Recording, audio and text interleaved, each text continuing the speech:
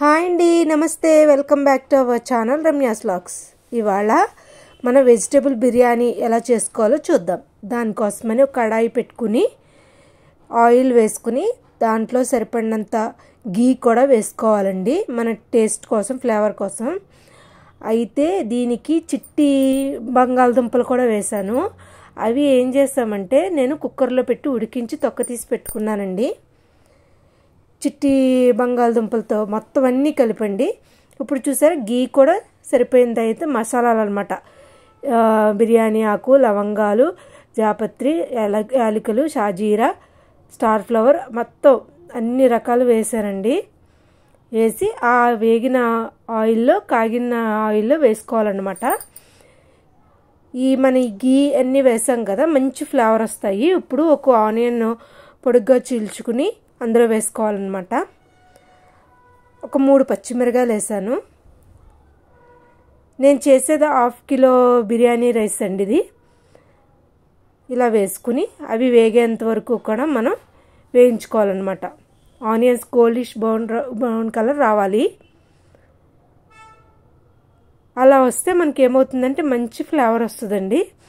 ఇలా వేగిన తర్వాత కొంచెం కల్లుప్పు వేసుకోవాలి, సరిపడినంత. అంటే మరీ ఎక్కువ వేసుకోకూడదు అనమాట ఉప్పు, కల్లుప్పు కదా అది. అలా వేసుకుని కొంచెం పసుపు వేసుకుని మనం ఆనియన్స్ వేగేలా చేసుకోవాలండి. ఇలా వేయించుకున్న తర్వాత అప్పటికప్పుడు రుబ్బుకున్న అల్లం వెల్లుల్లి పేస్ట్, ఎప్పుడైనా సరే బిర్యానీ కానీ చికెన్ కానీ ఏ నాన్ వెజ్ అయినా సరే, వెజ్ అయినా సరే, అప్పటికప్పుడు రుబ్బుకున్న అల్లం వెల్లుల్లి పేస్ట్ అయితే బాగుంటుందండి. ఇలా వేసుకుని వేయించుకోవాలన్నమాట. ఎప్పుడైనా అల్లం వెల్లుల్లి పేస్ట్ రుబ్బుకున్నప్పుడు కొంచెం ఉప్పు, కొంచెం పసుపు వేస్తే 1 మంత్ అయినా పాడవదండి అది. ఇలా వేయించుకోవాలన్నమాట. చూస్తున్నారు కదా, మంచి స్మెల్ వస్తుందండి అల్లం వెల్లుల్లి పేస్ట్ వేసిన తర్వాత. ఇలా వేసుకున్నాక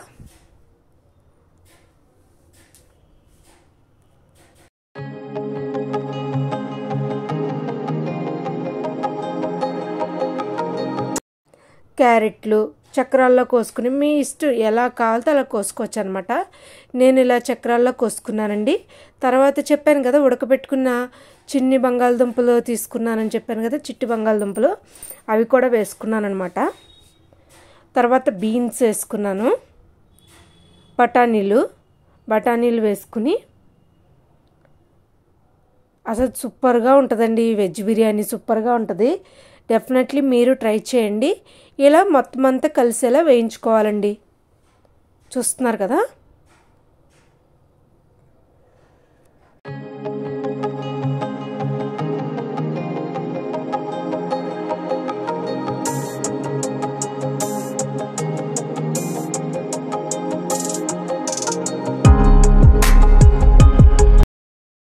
ఇలా వేయించుకున్నాక కొంచెం కారం, బిర్యానీ పౌడర్, బిర్యానీ మసాలా పౌడర్ ఉంటుంది చూసారా అది, కొంచెం కర్డ్ వేసుకుంటే మనకి బిర్యానీ ఫ్లేవరు చాలా బాగా తెలుస్తుందండి. చూస్తున్నారు కదా, అన్నిట్లో కలుస్తుంది అన్నమాట ఇది. ఇలా మొత్తం అంతా చేసుకుని బాగా మగ్గబెట్టుకుని, చూస్తున్నారు కదా, ఇలా మొత్తం కలిసేలా వేసుకోవాలండి. అప్పుడు ఇందులోని ఒక గుప్పుడు పుదీనా, కొంచెం కొత్తిమీర వేసుకోవాలన్నమాట. ఎప్పుడైనా సరే బిర్యానీ ఫ్లేవర్ అంటే పుదీనానండి. ఇలా వేసుకుని మంచిగా కలిసేలా చేసుకోవాలన్నమాట.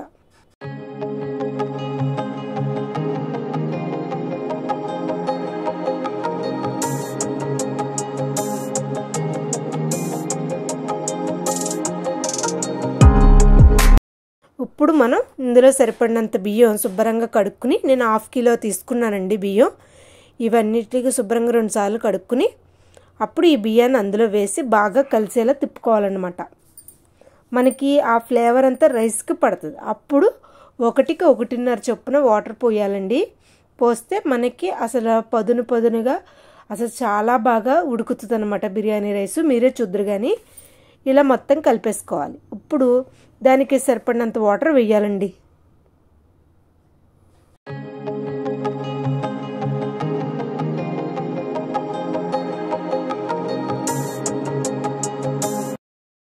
చూస్తున్నారు కదా, 1కి 1.5 అన్నమాట.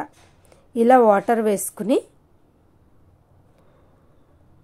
బాగా మసలు వచ్చే వరకు కూడా మనం దాన్ని అలా చూస్తూ ఉండాలని చూసుకుని అప్పుడు కొంచెం నిమ్మకాయ వేసుకుని నిమ్మకాయ చెక్క పిండుకుని మనం కలిసేలా తిప్పుకుని పొంగు ఇలాగ మనకి మసలు వస్తున్నప్పుడు ఏం చేయాలంటే ఇలాగ మూత పెట్టేసి దాని మీద ఏమైనా కొంచెం బరువు లాంటిది పెడితే సరిపోతుంది అనమాట.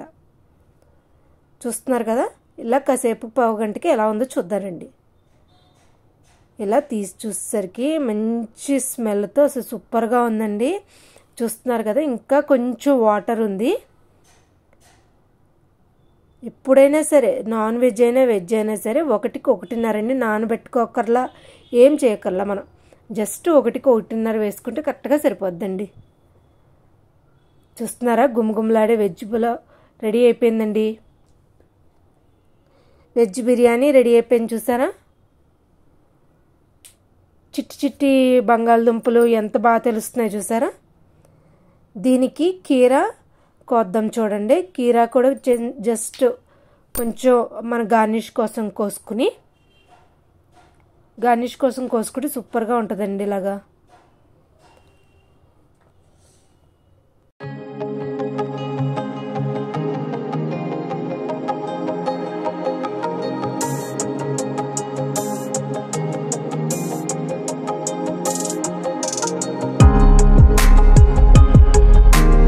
ఇప్పుడు మనం సర్వింగ్ బౌల్లోకి తీసేద్దాం. చూసారా, వేడి వేడి బిర్యానీ, వెజ్ బిర్యానీ రెడీ.